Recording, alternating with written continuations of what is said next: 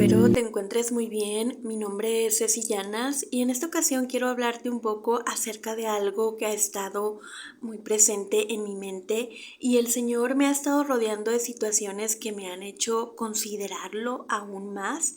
Y de lo que quiero hablarte es sobre la responsabilidad y el privilegio que tenemos los creyentes de animar y consolar a otros. ¿Has considerado este tema? Hace un tiempo atrás, cuando el Señor me encontró y regeneró mi corazón, en los primeros contactos que tuve con su palabra, encontré en Hechos a un personaje que saltó de sus páginas y llamó mi atención.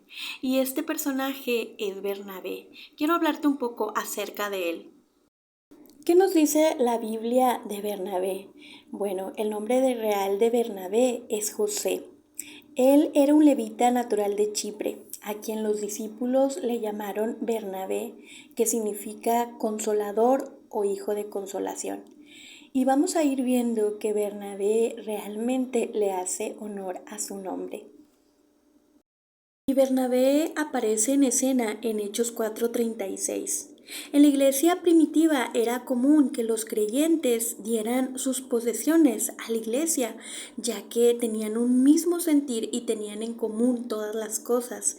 Y Bernabé no fue la excepción. Aquí nos narra que Bernabé tenía una propiedad que vendió y trajo las ganancias a los pies de los apóstoles. Entonces vemos a un Bernabé misericordioso que no atesoraba para sí sus bienes materiales, sino que se despojó de ellos y los puso a los pies de los apóstoles y al servicio de la iglesia. Después, en Hechos 9:26, vemos a un Bernabé sensible, a un Bernabé atento, observando a un hermano en necesidad. Y aquí nos habla acerca de la situación que estaba experimentando el apóstol Pablo. Después de la conversión del apóstol Pablo, él comenzó a experimentar persecución por parte de los judíos. Cuando los judíos supieron que Pablo había abrazado la fe de Jesucristo, comenzaron a perseguirle para matarlo. Entonces aquí nos dice que cuando Pablo llega a Jerusalén, él buscaba estar cerca de los creyentes, rodearse de los creyentes, pero los creyentes le temían. Los creyentes no querían estar cerca de él, ya que sabían quién era Pablo, que había perseguido la iglesia y lo que había hecho con la iglesia. Pero ahí vemos a Bernabé atento y sensible a lo que estaba experimentando el apóstol Pablo, siendo perseguido por los judíos y rechazado por la iglesia. ¿Puedes pensar un poco cómo debió sentirse Pablo? Pienso que quizás debió sentirse un poco triste o abrumado. Bueno, ahí estaba el sensible Bernabé. Y dice aquí que Bernabé lleva a Pablo a los pies de los apóstoles y les habla acerca de lo que Dios había hecho en su vida. Después, en Hechos 11, vemos a un Bernabé animando y sirviendo a la iglesia.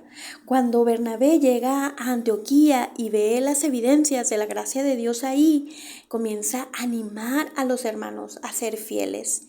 Y aquí describe a Bernabé como un hombre bueno, un hombre lleno del Espíritu Santo y un hombre de fe. Después vemos a Bernabé sirviendo en la iglesia de Antioquía. Bernabé va a Tarso en busca de Pablo y en su compañía enseñan a la iglesia en Antioquía. Y es en Antioquía cuando por primera vez a los creyentes se les da el título de cristianos. Después, en Hechos 13, vemos a Bernabé sirviendo en el campo misionero.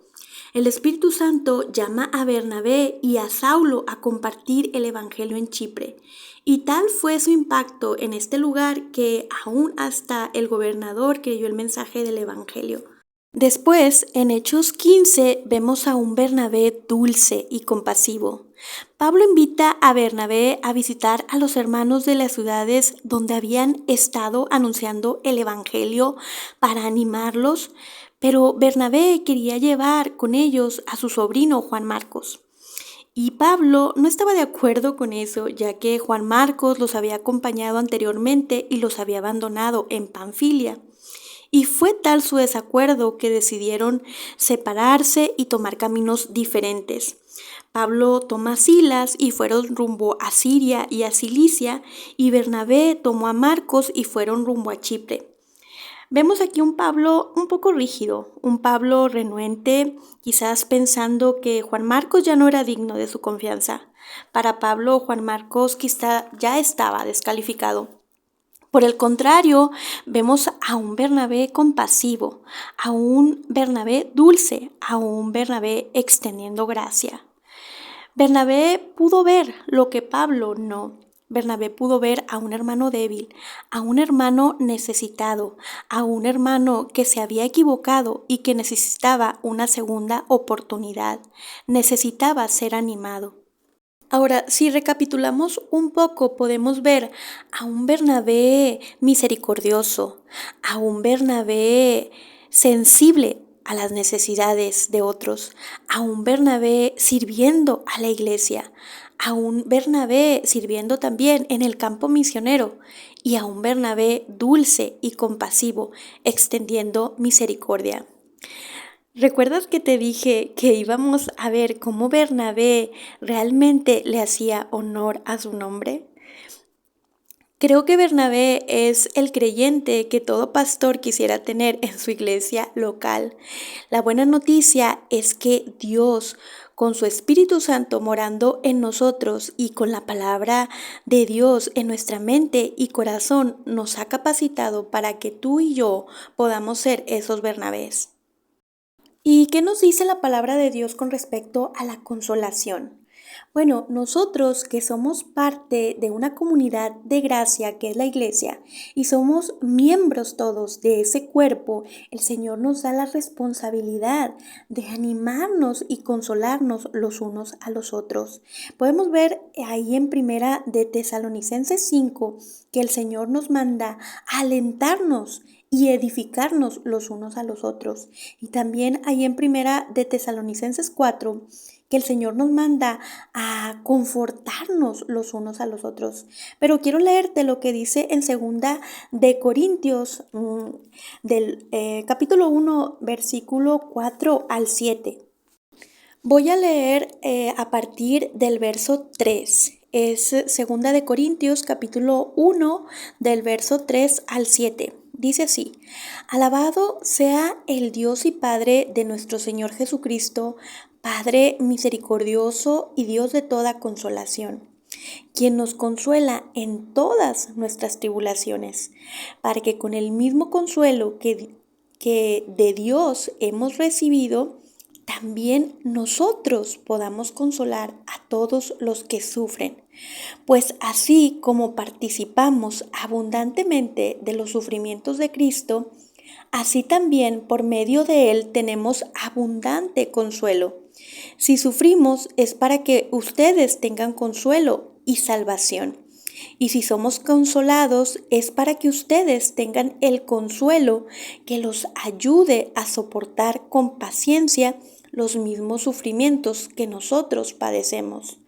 Firme es la esperanza que tenemos en cuanto a ustedes, porque sabemos que así como participan de nuestros sufrimientos, así también participan de nuestro consuelo. Ahora, aquí encontramos algunas verdades que nos deben de asombrar. Una de ellas es que nuestro Padre es el Padre de toda consolación.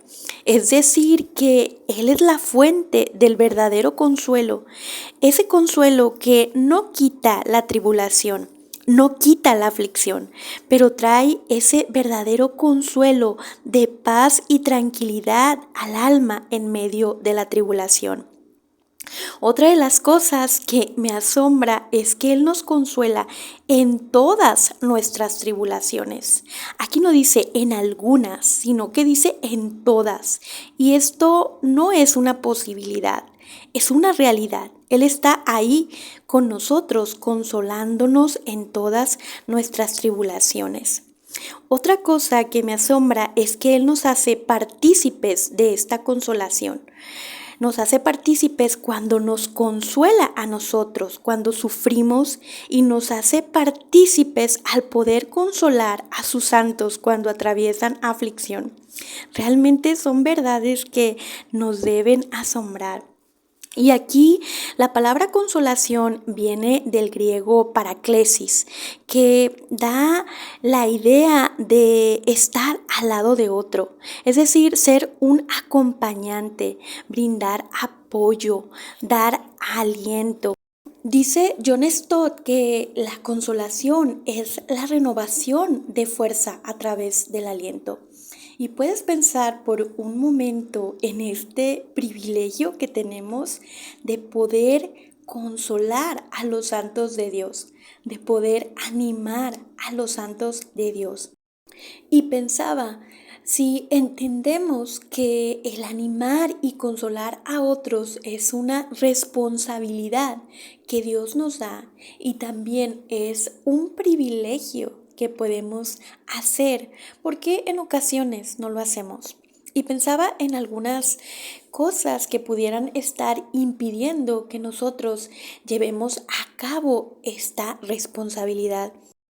Y una de las cosas que podría estar impidiendo que nosotros llevemos a cabo esta responsabilidad es pensar que solamente los pastores y líderes de la iglesia deben animar y alentar a otros. Y en cierta forma, sí, los pastores tienen la responsabilidad de animar, alentar, consolar y velar por las almas de los creyentes. Pero si tú y yo somos parte de una iglesia local, también Dios nos da esta responsabilidad de alentarnos y animarnos los unos a los otros.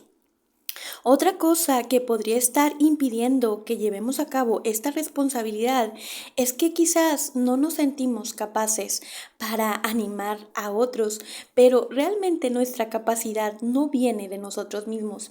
Dios con su Espíritu Santo nos ha capacitado y también tenemos su palabra que es suficiente, es viva y es eficaz. Y es con su palabra que podemos animar y alentar a otros. También otra cosa que podría estar impidiendo es que estamos tan centrados en nosotros mismos, absortos en nuestros propios asuntos, que eso no nos está permitiendo ver la necesidad de otros. Pero Dios nos llama a ser sensibles y mirar lo que otros no pueden ver.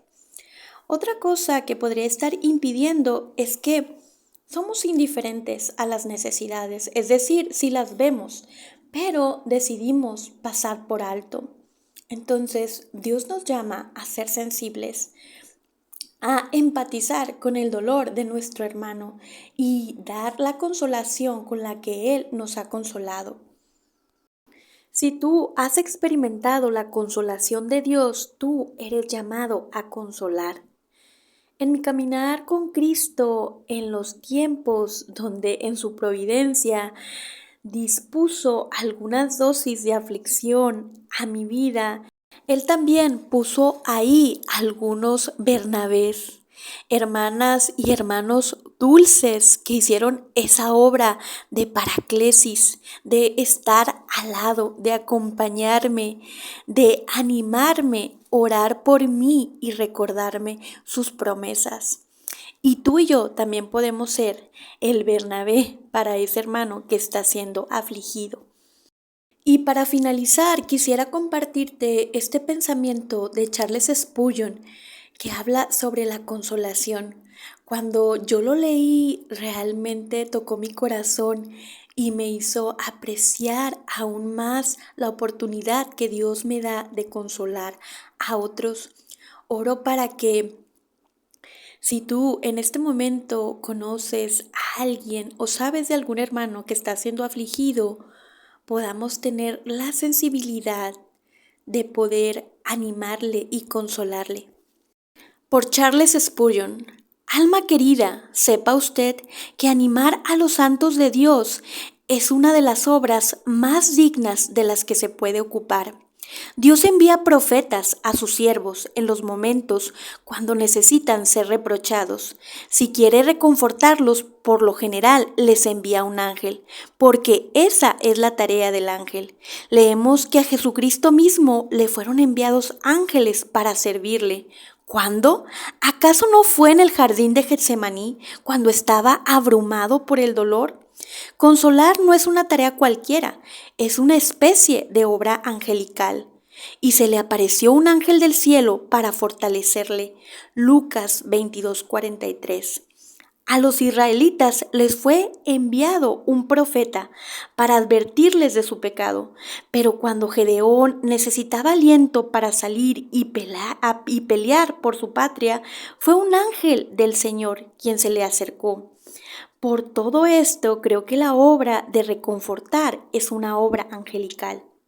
Ustedes, queridos hombres y mujeres de buen corazón, que piensan que no pueden hacer nada para consolar o reconfortar con palabras alentadoras a almas desanimadas y angustiadas, si lo hicieran, estarían cumpliendo una misión muy bendecida y convirtiéndola en una obra que a muchos pastores les resulta difícil cumplir.